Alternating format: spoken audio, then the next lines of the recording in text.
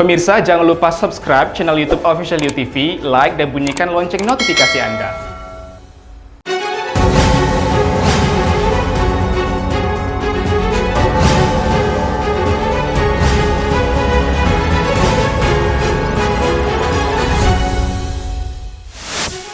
Direktur PT Bintan Inti Sukses mengembalikan uang ke kas BUMD Kabupaten Bintan setelah batal membeli lahan kepada seorang oknum anggota DPRD. BMKG Ternate meminta warga agar waspada terhadap potensi bencana banjir dan juga tanah longsor.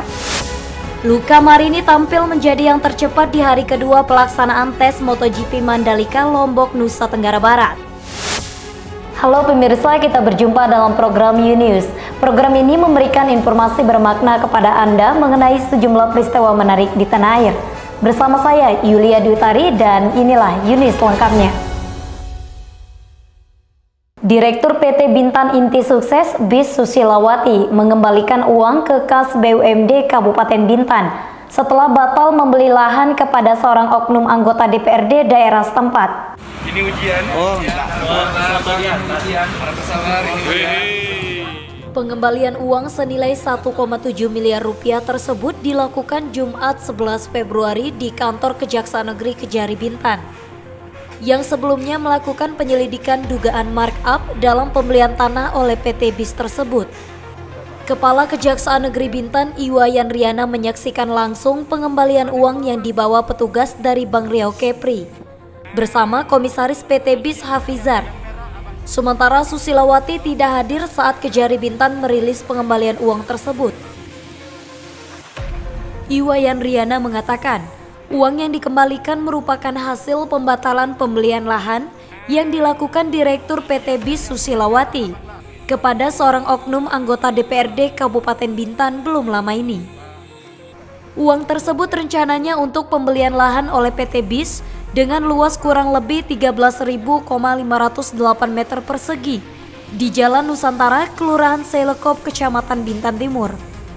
Proses kita melakukan penyelidikan, ada itikat baik dari antara direktur dengan oknum anggota DPR ini untuk membatalkan proses jual beli.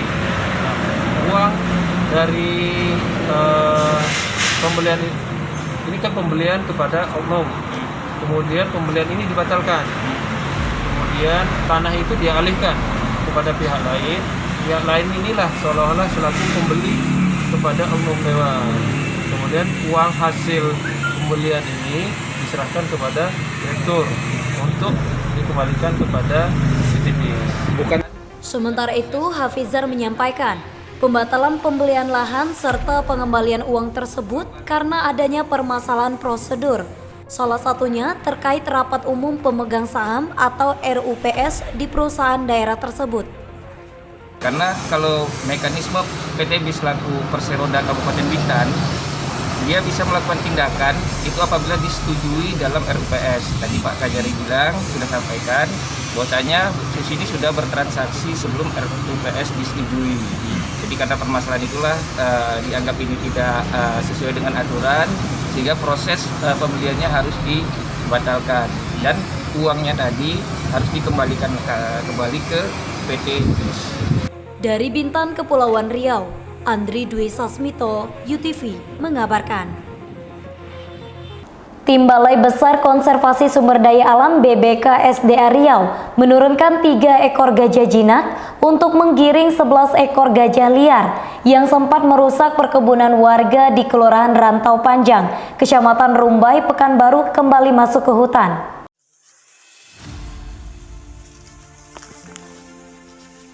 Selain menurunkan ketiga gajah yang bernama Bankin, Jopi, dan Indah tersebut, tim BBKSDA juga melibatkan 9 orang mahut atau pawang gajah yang berasal dari Pusat Pelatihan Gajah PLG Minas. Gajah jinak tersebut diturunkan sebagai upaya untuk menggiring 11 ekor gajah liar yang sempat merusak perkebunan warga di Kelurahan Rantau Panjang, Kecamatan Rumbai, Pekanbaru.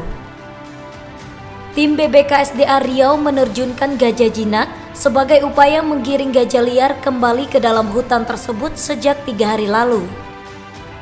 Kepala Bidang Teknis BBKSDA Riau Mahfud mengatakan, Awalnya telah dilakukan penggiringan tanpa menggunakan gajah jinak, akan tetapi belum membuahkan hasil. Akhirnya diturunkan 3 gajah jinak untuk menggiring gajah liar masuk ke dalam hutan Tahura atau Taman Hutan Raya. Kan ada 3 ekor dan ini sesuai dengan SOP bahwa apabila penggiringan secara manual sudah tidak dapat dilakukan, maka akan dilakukan bersama dengan menggunakan gajah jinak supaya gajah-gajah liar ini mau masuk ke dalam kawasan Tahura. Kawanan gajah masuk ke areal perkebunan masyarakat karena wilayah tersebut adalah area jelajah gajah Sumatera untuk mencari makan. Oleh karena itu, BBKSDA Riau menghimbau masyarakat agar tidak melakukan tindakan anarkis pada satwa yang dilindungi tersebut. Dari Pekanbaru Riau, Kantor Berita Antara, UTV mengabarkan. Luca Marini tampil menjadi yang tercepat pada hari kedua pelaksanaan tes MotoGP Mandalika Lombok, Nusa Tenggara Barat, Sabtu 12 Februari 2022. Pembalap Manif VR46 tim tersebut mengungguli Marc Marquez yang berada di posisi kedua. Tes pramusim pada hari kedua, para pembalap mampu melaju lebih kencang setelah penampilan sebelumnya terganggu oleh kondisi lintasan yang kotor pada hari pertama.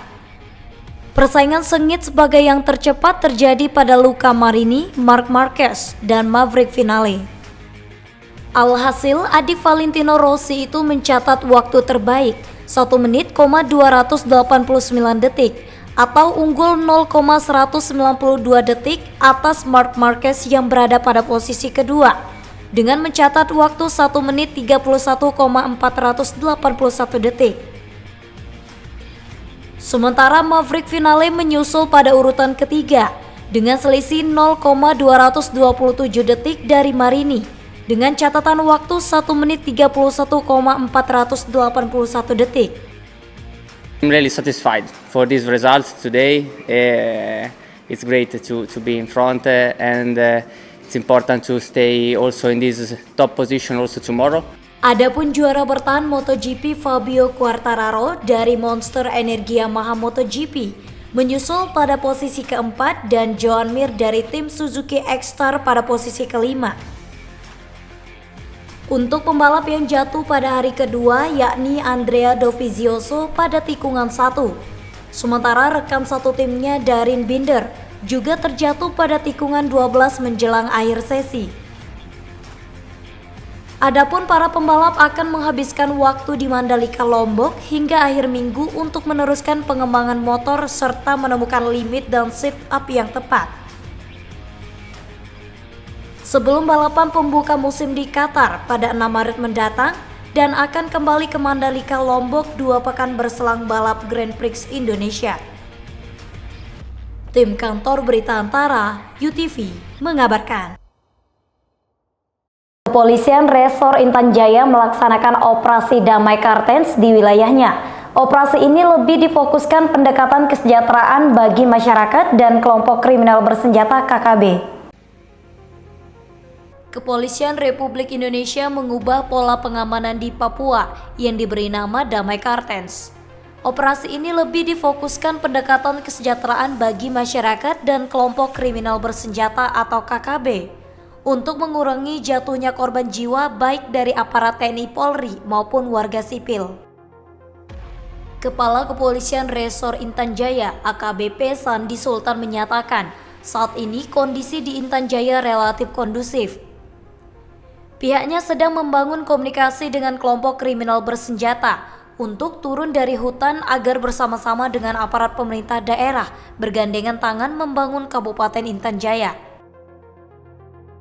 Selain itu, kepolisian tengah melakukan sejumlah pelatihan terhadap masyarakat di daerah rawan konflik, mulai dari bercocok tanam, peternakan, perikanan, serta pendidikan. Sehingga program ini dapat dirasakan manfaatnya oleh masyarakat.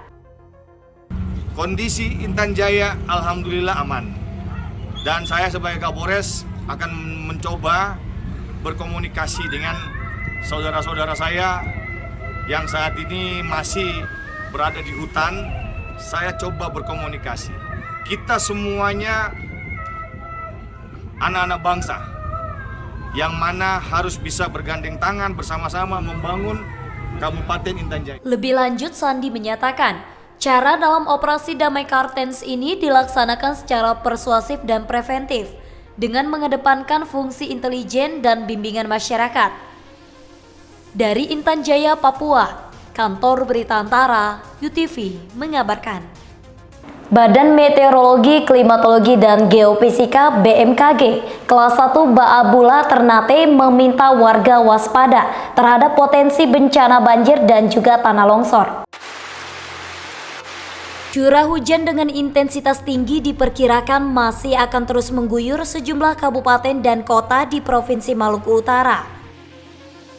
Hujan yang terjadi sejak tanggal 10 Februari lalu karena ada area konvergensi angin yang akan terus berlangsung hingga beberapa hari ke depan.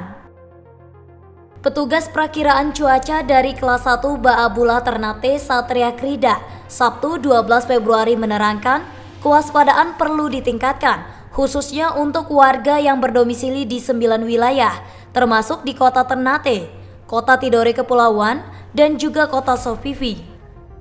Dan beberapa hari yang lalu kita sudah merilis peringatan dini terkait hujan sedang hingga lebat di beberapa wilayah dan berlaku hingga esok hari. Kemungkinan besar besok masih ada potensi hujan sedang hingga lebat khususnya di wilayah Ternate, Tidore, kemudian di wilayah Tobelo, Jainulu, Sofifi, Wasile, Weda, Bacan, dan Obi.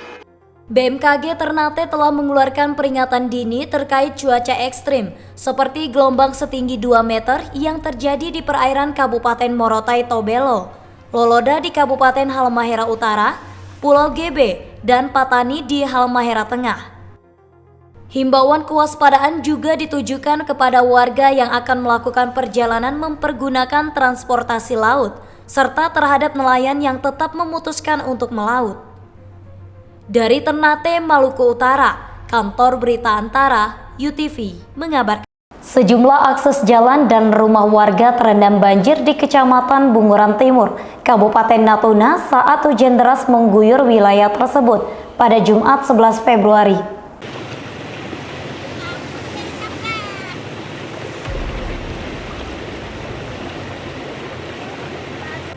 Inilah salah satu lokasi yang terendam banjir pada Jumat siang 11 Februari.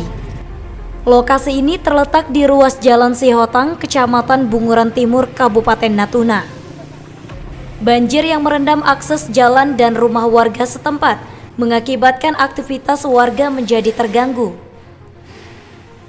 Beberapa kendaraan yang nekat melintas di ruas jalan tersebut terpaksa mogok di tengah genangan air. Ada juga warga yang memilih untuk memutar arah karena khawatir mengalami hal yang sama. Warga menduga banjir yang terjadi akibat aliran sungai yang berada di dekat jembatan di wilayah tersebut tidak bisa mengalir dengan baik saat hujan deras. Menurut warga, banjir di wilayah tersebut kerap terjadi saat hujan deras. Mereka berharap pemerintah dapat mencarikan solusi agar kejadian serupa tidak terjadi lagi ke depannya. Minta dinas terkait atau dari pemerintahan terkait untuk mengatasinya supaya bagaimana caranya untuk mengatasin permasalahan inilah supaya jangan sampai berulang-ulang lagi terjadi kayak banjir seperti ini lagi. Jembatan ini ada besi balak besar gitu. Besinya terletak di mana, Pak? Ini di bawah ini 2 biji. Jadi agak tersumbat gitu. Dari Natuna, Kepulauan Riau, Muhammad Nurman, UTV mengabarkan. Finalis Putri Indonesia tahun 2022, Carmelita Dita Octavia, menemui sejumlah pelaku usaha mikro kecil menengah UMKM di salah satu kafe berkonsep alam di Kota Tanjung Pinang, Kepulauan Riau. Pertemuan antara finalis Putri Indonesia asal Kepulauan Riau dengan para pelaku UMKM ini bertujuan untuk mempromosikan dan memperkenalkan produk-produk UMKM yang ada, serta pariwisata berbasis ekonomi kreatif. Carmelita Dita Octavia mengatakan dirinya memiliki latar belakang market development sehingga akan mampu mengangkat produk-produk UMKM dari Kepulauan Riau agar lebih dikenal di seluruh Nusantara. Menurutnya, kebudayaan pariwisata dan UMKM di Kepulauan Riau sangat layak untuk diperkenalkan, bukan hanya di Indonesia namun hingga ke luar negeri. Carmelita menyatakan, selain produk UMKM, destinasi pariwisata di Kepulauan Riau tidak kalah menariknya dengan pariwisata yang ada di sejumlah daerah di tanah air. Saya dan juga advokasi saya akan mengangkat UMKM yang ada di Kepulauan Riau, Tanjung Pinang, Batam, Lingga, dan sebagainya, sehingga masyarakat di nasional makin aware dengan perkembangan teknologi kerakyatan. Banyak sekali UMKM yang sudah saya kunjungi. Salah satunya di sini. Tadi juga ada yang memberdayakan Pulau Penyengat dan juga hasil karya nelayan kita. Tadi ada abon ikan. Kemudian pernah ke Pulau Ngenang juga terkait dengan tenun-tenunnya yang sangat indah tentunya. Dan menurut saya Kepulauan Riau sangat layak. Budaya-budaya dan juga UMKM yang ada di Kepulauan Riau sangat layak. Terlebih kita menjadi 3 besar penyumbang pariwisatawan terbanyak dari luar negeri, yaitu sekitar 2,8 juta penduduk. Kak, menurut kakak sendiri untuk Dari Tanjung Pinang, Kepulauan Riau, Ardiansyah Putra, UTV mengabarkan. Badan Pengusahaan Batam terus menggesa rencana pembangunan pelabuhan kontainer baru di Tanjung Pinggir Sekupang, Batam oleh Kementerian Maritim dan Investasi. BP Batam mengklaim terus melakukan pembahasan berkelanjutan dengan kementerian terkait. Kepala BP Batam Muhammad Rudi mengatakan, untuk pembangunan pelabuhan kontainer di Batu Ampar saat ini tetap berlangsung. Sementara untuk rencana pembangunan pelabuhan yang di Sekupang akan dilakukan rapat kembali bersama Menteri Maritim dan Investasi untuk kelanjutan pembangunan pelabuhan kontainer. Pemerintah berencana membangun pelabuhan kontainer baru di Sekupang. Lokasi tersebut berada di Tanjung Pinggir, yang sementara diproyeksikan akan lebih besar dari pelabuhan Tanjung Priok dan akan diintegrasikan dengan pelabuhan Kuala Tanjung. Selain itu, rencana pembangunan tersebut untuk mendukung kebutuhan aktivitas bongkar muat yang semakin tinggi intensitasnya. Itu apa kan jalan terus. Kupang besok cuma kita rapat lagi dengan Menteri Perhubungan. Jadi kita lagi menyiapkan apa yang diminta oleh pusat. Tentu ini tidak lepas dari laporan saya kepada Menteri Menko Perekonomian. Apa yang diminta? Nah, lokasi kan sudah jelas ada. Tapi arah jalannya sana dan apa efek kepada pelabuhan yang lainnya, karena saya jelasin bahwa Batu Ampar hanya mampu mungkin menarik hanya sekitar 2 juta, ada berhenti. 2 juta TEU, Pak? Ya, kontainer atau maka ada cadangan persiapannya. Untuk Sekupang berapa rencana? Itu berapa besar aja? Ada 50 hektar, 95 hektar. Bisa kembang jadi tambah 230 lautnya lagi. Itu mau 30 juta pun lewat ya. Saat ini luas lahan yang telah disediakan di wilayah Tanjung Pinggir seluas 94 hektar. Dan selanjutnya akan diperluas hingga 330 hektar dengan kedalaman airnya sekitar 40 meter. Dari Batam, Kepulauan Riau, Panca Nugraha, UTV mengabarkan. Ketua Badan Kerjasama Antar Parlemen BKSAP DPR RI Fadlizon melakukan kunjungan kerja ke Kota Tanjung Pinang, Kepulauan Riau. Fadlizon meminta masukan dari tokoh masyarakat untuk persiapan pembentukan asosiasi parlemen berbahasa Melayu. Menurut Fadlizon, pemilihan wilayah Kepulauan Riau dalam persiapan asosiasi tersebut dikarenakan daerah ini memiliki tokoh, budayawan, ulama, penyair yang sudah diakui sebagai pahlawan nasional. Dengan adanya masukan dari para tokoh tersebut, Fadlizon berharap nantinya bahasa Melayu Indonesia dapat diakui dalam organisasi parlemen di dunia atau di ASEAN Interparliamentary Assembly AIPA. Fadli mengatakan pemilihan bahasa Melayu Indonesia dikarenakan penutur bahasa Melayu merupakan salah satu penutur bahasa terbanyak. Cara bagaimana kita mengembangkan supaya bahasa Indonesia Melayu ini diakui oleh dunia internasional. Di forum-forum internasional kami berharap targetnya adalah diakui sebagai bagian dari bahasa kerja di IPU, Interparliamentary Union atau organisasi parlemen dunia, dan juga di ASEAN. di ASEAN Interparliamentary Assembly atau AIPA. Ini kan anggota parlemen negara-negara ASEAN. Sementara yang mayoritas di sini adalah yang berbahasa Indonesia, bahasa Melayu. Kita berharap juga diakui nanti sebagai bagian dari bahasa resmi di AIPA. Ini target dari BKSAP DPR RI ke depan. Nah, mudah-mudahan dengan masukan yang kami dapatkan di Tanjung Pinang ini, di tempat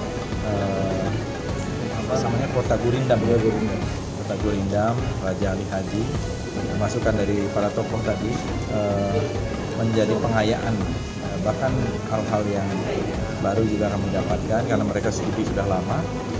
Ini akan jadikan acuan untuk bersinergi ke depan. Dalam pertemuan dengan anggota DPR RI tersebut, Jumat 11 Februari turut dihadiri pejabat Sekretaris Daerah Kepri Eko Sumberyadi, Wakil Wali Kota Tanjung Pinang Endang Abdullah, dan tamu undangan lainnya. Dari Tanjung Pinang, Kepulauan Riau, Ardiansyah Putra, UTV mengabarkan. Pemerintah Kota Batam terus membenahi infrastruktur pendukung pariwisata di daerah pesisir untuk menyambut wisatawan dan meningkatkan perekonomian masyarakat setempat.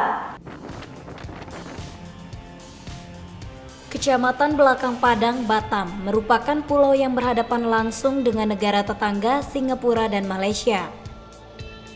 Dengan jarak sekitar 34 km dari Singapura, menjadikan pulau tersebut sebagai salah satu potensi pariwisata yang harus dikembangkan. Wali Kota Batam Muhammad Rudi mengatakan, pihaknya akan mengembangkan potensi pariwisata di daerah pesisir Batam, seperti Tanjung Uma, Tanjung Riau, Nongsa, dan Kecamatan Belakang Padang, guna menarik kunjungan wisatawan ke daerah. Untuk itu, Pemko membangun infrastruktur pendukung seperti jalan, fasilitas umum lainnya, layanan informasi, serta akan segera mengadakan 2 unit kapal sebagai restoran terapung. Kapal tersebut nantinya membawa wisatawan dari Pelabuhan Pancung Sekupang menuju Belakang Padang sambil menikmati kuliner khas Melayu. Selain itu, akan disiapkan transportasi tradisional beca yang dapat disewa wisatawan untuk berkeliling pulau. Pengunjung juga dapat bersuah foto dengan latar belakang gedung pencakar langit negara Singapura. Karena saya ingin satu waktu Belakang Padang betul-betul menjadi satu pulau destinasi wisata. Alhamdulillah menurut saya sudah hampir terbayang, wisata ini tidak hanya begini aja. Kalau kotanya indah, tentu kuliner kita minta masyarakatnya juga aktif. Karena kuliner di daerah pulau ini masyarakat tempatan ini lebih enak sebetulnya dibanding restoran karena bumbunya mungkin masih origin. Kedua, transport laut atau tol lautnya harus kita perbaiki. Masyarakat setempat juga akan diberdayakan dalam mempromosikan produk usaha mikro kecil dan menengah, serta melakukan pembinaan terhadap warga dalam menjaga dan berinovasi guna mengembangkan kuliner khas daerah. Dari Batam, Kepulauan Riau, Panca Nugraha, UTV mengabarkan. Pecinan Pontianak Chinatown Indonesia didampingi Biro Perjalanan Wisata Indonesia Kalimantan Barat menggelar seni pertunjukan alat musik tradisional Tionghoa. Kegiatan yang digelar di kawasan Jalan Gajah Mada, Kecamatan Pontianak Kota, Sabtu 12 Februari ini bertujuan sebagai sarana edukasi kearifan lokal warga keturunan. Selain itu, kesenian ini juga sebagai bentuk kearifan budaya yang berkaitan langsung dengan pengembangan industri pariwisata kota di Pontianak. Penggagas Pecinan Pontianak Hervin Yulianto menyebut, pertunjukan seni alat musik tradisional Tionghoa kali ini melibatkan keturunan ke-9 dari para pendiri sebagai upaya regenerasi proses pembelajaran alat musik tersebut dan juga terbuka untuk umum. Masih mungkin ke-8 atau ke-9. Jadi ini selalu mereka yang udah pasti mengajarkan ke adik-adiknya kan. Ini terbuka, kaum nonton Tionghoa juga ada yang belajar. Luar biasa dari Pak Hervin menurut saya karena berani memulai sebuah event-event kecil yang menampilkan sebuah budaya dan kearifan lokal. Kita tidak bisa buang sebuah budaya atau kearifan lokal dari sebuah industri pariwisata karena ini sebuah hal yang berkaitan. Lebih lanjut, Ivan menyatakan selain gagasan dibutuhkan kreativitas dan inovasi yang terstruktur dalam sebuah proses pelestarian budaya yang di dalamnya memuat unsur kearifan lokal. Hal ini agar seluruh upaya yang dilakukan dapat berdampak terhadap sektor lainnya seperti pariwisata dan perbaikan ekonomi warga setempat. Dari Pontianak, Kalimantan Barat, Kantor Berita Antara, UTV mengabarkan. Terima kasih telah menyaksikan informasi yang telah kami sajikan. Tetap saksikan ini selanjutnya. Salam sehat, sampai jumpa.